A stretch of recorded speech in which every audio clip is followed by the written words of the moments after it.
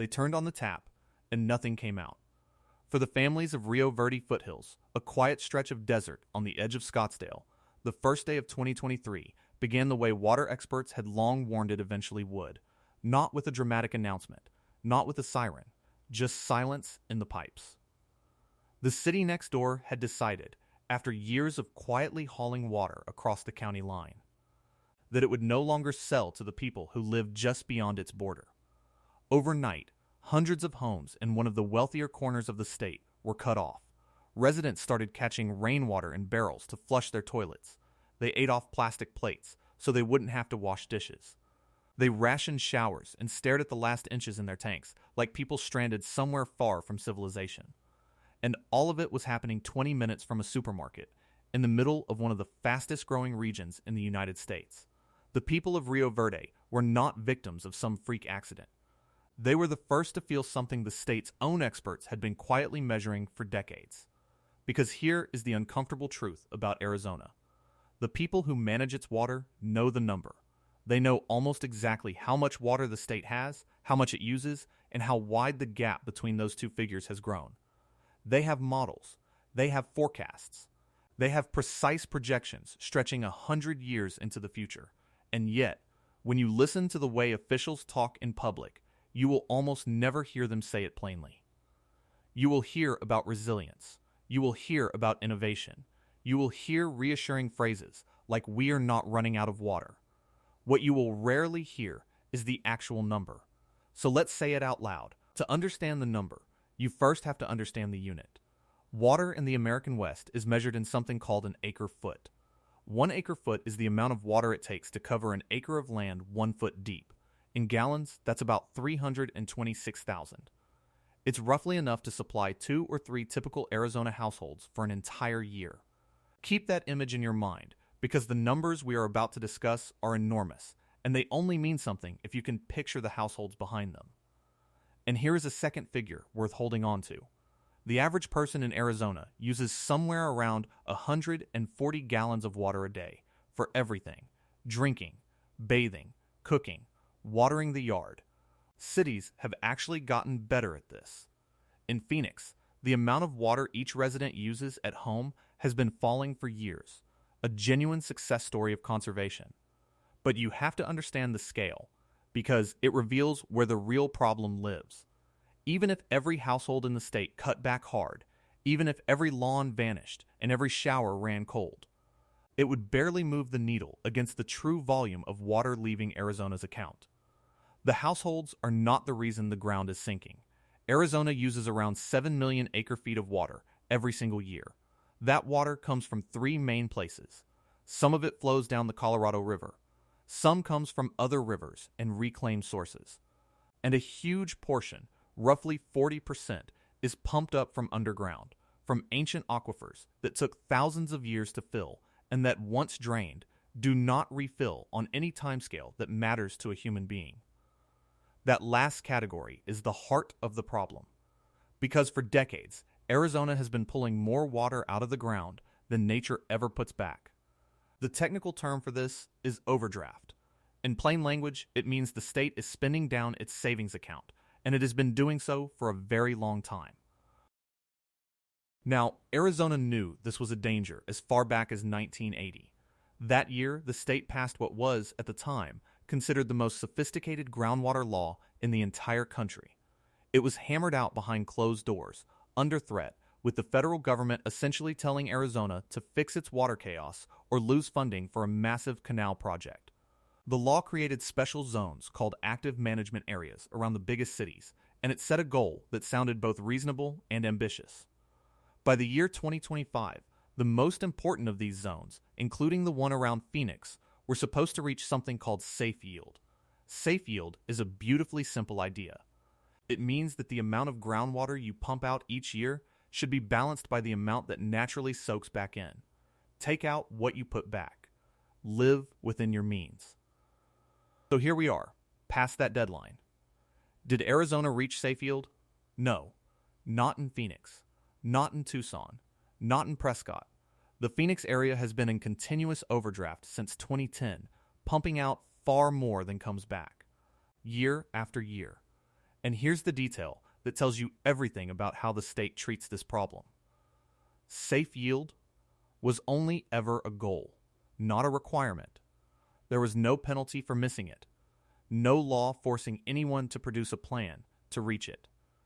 The deadline came, the deadline went, and the aquifer kept dropping. One of the very people who helped write that landmark 1980 law later admitted that when they set the target, it felt achievable.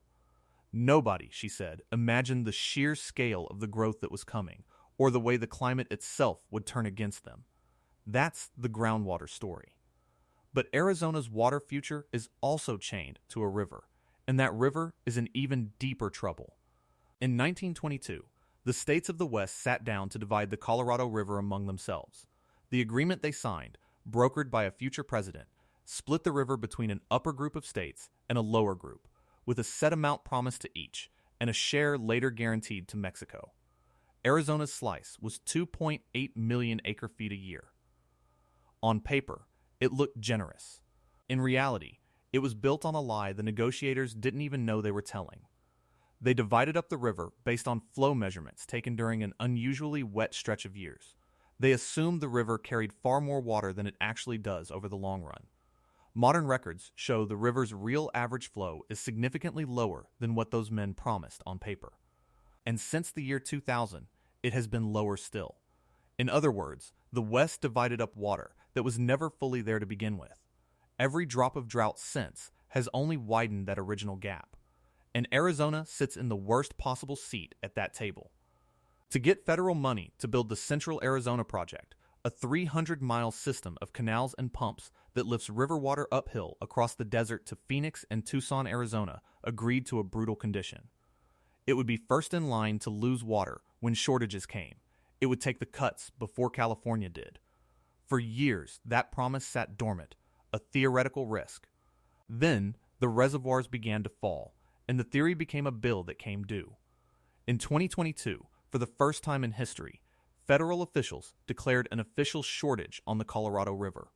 Arizona's cut was more than 500,000 acre-feet. To translate that, it wiped out roughly 30% of the water flowing through that great canal. And it fell almost entirely on the farmers of central Arizona. In one county, Pinal County, farmers who had built their livelihoods on that river water watched their allotment shrink towards zero.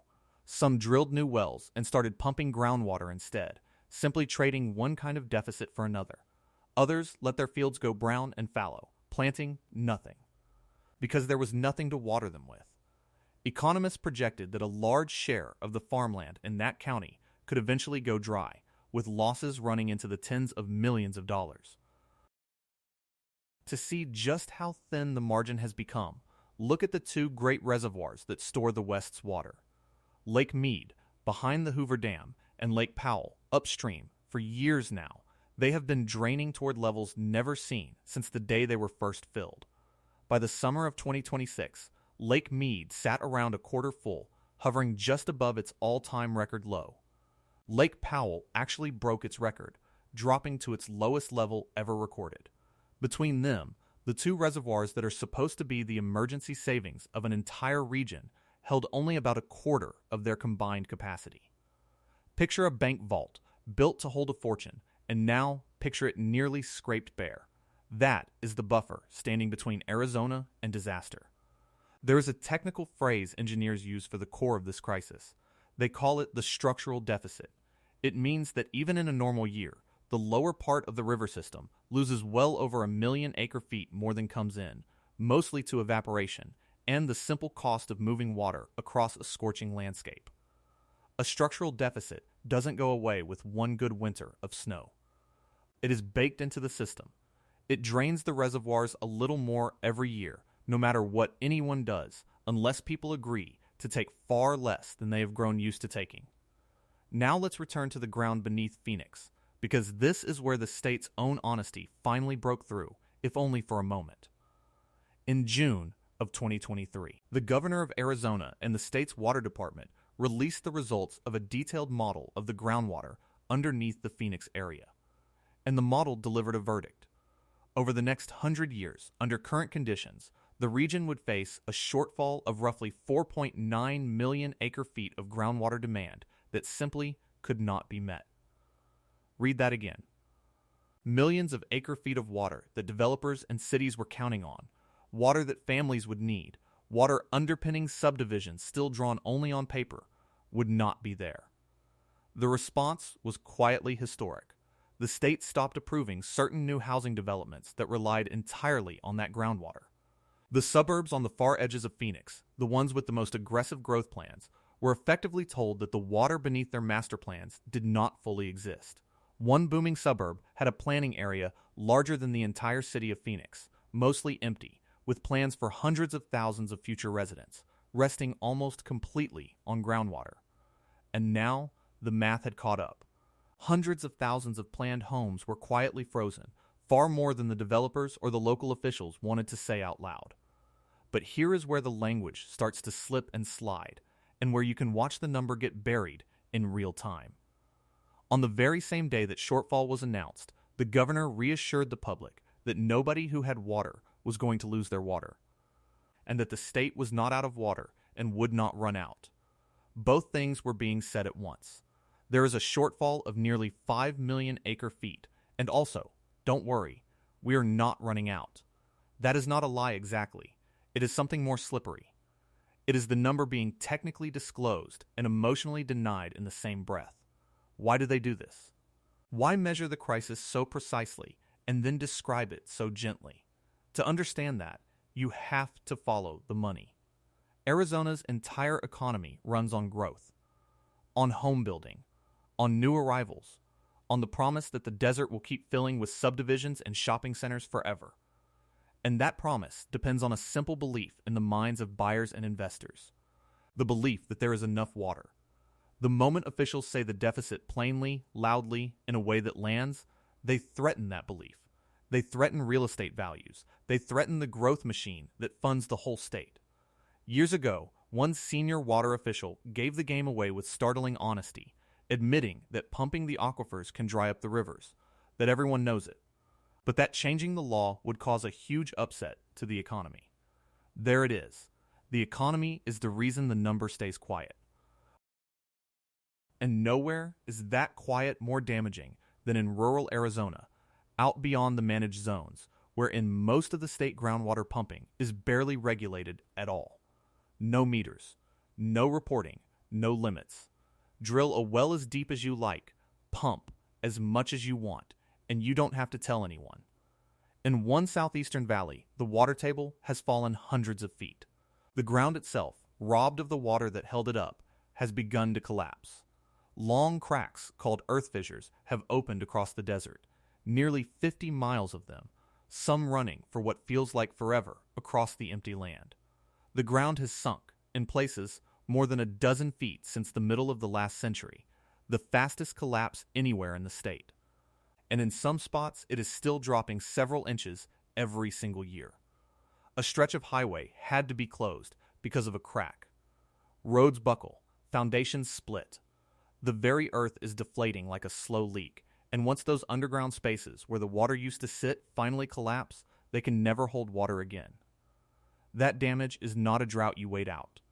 It is permanent, and it is spreading. In late 2024, the state finally moved to designate that valley as a new managed zone, but by then, the overdraft there was already running to more than 100,000 acre-feet a year, water pumped out with nothing coming back to replace it. And this is happening in more than one place. Near another rural town, out-of-state agricultural operations swept in after a neighboring state tightened its own groundwater rules, going hunting for a jurisdiction with no limits at all. They found it in Arizona. Investigators discovered that the overwhelming majority of the farmland in one basin had ended up in the hands of out-of-state farming operations and investment funds, drilling wells into an aquifer that was already running an annual deficit. As one local official put it, you can come in and drill as many wells as you want, pump as much as you want, and never have to tell anybody. Into that unregulated landscape came a story so striking it made national headlines because it captured the injustice in a single image. In the desert of western Arizona, a farming company owned by a giant Saudi Arabian dairy business had bought up thousands of acres. On some of that land, it pumped groundwater essentially for free. drilling deep wells to grow alfalfa, a thirsty hay crop, which it then shipped across the ocean to feed cattle back in Saudi Arabia. A country where growing such a water-hungry crop is effectively banned. Let that settle. Arizona was giving away its ancient groundwater at almost no cost to grow cattle feed for another continent. At the same time, it was telling its own home builders there wasn't enough water for new houses. When the public learned of it, the anger was immediate and bipartisan. The governor moved to cancel and declined to renew those leases, calling it unacceptable that a company could pump unchecked amounts of the state's groundwater. By the following year, the farm had stopped irrigating on the most controversial land, but the wells it had drilled and the water it had already taken were gone. That story is dramatic, but it points to a much larger and quieter truth about where Arizona's water actually goes. Agriculture, not cities, uses the overwhelming majority of the state's water, close to 3/4 of it, and a great deal of that goes to alfalfa, a crop that drinks enormous amounts of water, roughly 7 feet of water spread across every acre every year. Arizona's climate lets farmers cut that crop many times a season, which is wonderful for yields and terrible for the water budget. So when you hear that cities must conserve, that families should rip out their lawns and take shorter showers, understand the scale. Residential use matters, and every gallon counts, but the truly enormous flows are running through the fields, and much of it is leaving the state entirely as bales of hay. Meanwhile, the people keep coming. Phoenix and its suburbs remain among the fastest growing places in the country, adding residents even in the middle of the worst drought in 1,200 years. The pressure point where all of this collides is a rule that requires developers to prove they have a 100-year water supply before they can build. That rule is the last line of defense, the place where hydrology finally meets the bulldozer. And you can see the whole state straining against it, inventing new mechanisms to let growth continue, allowing developers to import other supplies to replace the groundwater they can no longer count on, stretching every rule to keep the machine running. One official summed up the new reality in 3 careful words. "We're in," he said, "an era of limits." So what happens next? The most important deadline is almost here. The temporary rules that govern how the Colorado River is shared expire at the end of 2026, and the states have been fighting bitterly over what replaces them. The upper states and the lower states blame each other. Deadlines pass without agreement, and whatever deal finally emerges, the arithmetic points in one grim direction for Arizona. Under the plans being drawn up, Arizona would absorb the largest share of the coming cuts, by far more than any other state, hundreds of thousands of acre-feet gone from a supply that was already stretched to breaking. Think about what that really means. The state that sits lowest in the priority order, the state that agreed decades ago to bleed first, is being asked to give up more than California, more than Nevada, more than anyone, at the exact moment its own aquifers are failing beneath it. There is no second river to turn to. There is no hidden reserve waiting to be tapped. Every backup Arizona has counted on, the Great Canal, the deep wells, the ancient groundwater, is either shrinking, sinking, or already spoken for. When one supply fails, the state leans harder on the next, and each one it leans on is closer to empty than the last. This is not a single crisis with a single fix. It is a set of dominoes, and several of them have already begun to fall. And the one obvious fix, the thing experts have begged for, keeps dying. Bills to finally regulate groundwater in rural Arizona, to put meters on wells and set some limits before the aquifers collapse entirely, have been introduced and defeated, again and again, in a legislature where the politics of growth and property rights run deep. The number is known, the maps are drawn, the models are run. What is missing is the will to say it plainly and act on it. So let's end where we started, with the tap that ran dry. The people of Rio Verde eventually got a temporary fix, a patchwork deal to keep the water coming. But their story was never really about one small community on the edge of Scottsdale. It was a preview. It was the first place the gap between what Arizona has and what Arizona uses became visible, tangible, something you could see in a barrel of rainwater on a back porch. The state's water managers know the number. They have known it for years. They know how big the deficit is, how fast the ground is dropping, how thin the reservoirs have become. They just won't say it out loud, because the moment they do, the story Arizona tells about itself, the story of endless growth in an endless desert, starts to crack like the fissured ground itself. The water is running short, the models are clear, and the only real question left is how long the silence can hold before the rest of the state feels what Rio Verde already has. Because in the end, the desert does not negotiate. It does not care about growth projections or rising property values or the careful language of official press releases. It simply keeps the same books it has always kept. And the number written in those books, the one they